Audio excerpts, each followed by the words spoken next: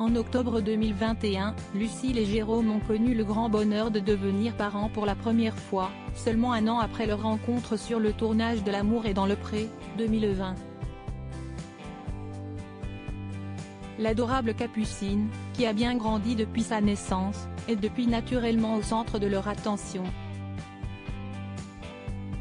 Mais, l'agriculteur et celle qui a été sa prétendante ne s'oublient pas. Lucille prend d'ailleurs particulièrement soin d'elle depuis son accouchement, désireuse de perdre tous ses kilos de grossesse, si ce n'est un peu plus.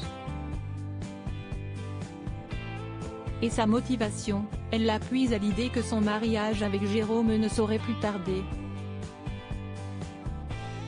En effet, pour être certaine d'être la plus belle le jour J, la pétillante jeune femme fournit des efforts intensifs au quotidien, que ce soit via des séances de sport ou à travers une bonne alimentation.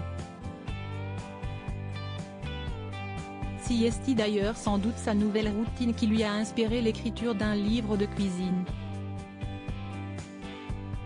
Quoi qu'il en soit, Lucille se rapproche toujours plus de son objectif.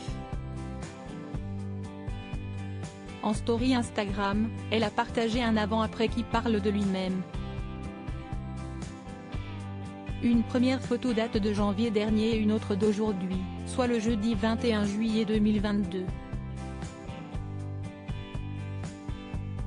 En leggings et brassière, elle adopte la même posture sur les deux clichés mais le changement est tout à fait notable. Lucille s'est beaucoup amincie, et de partout.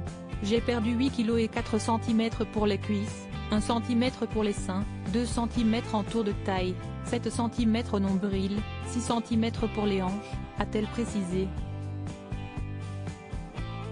Voir notre diaporama. Lorsqu'elle a entrepris de perdre du poids, Lucille s'est mise au défi de se délester de 10 kg pour le mariage.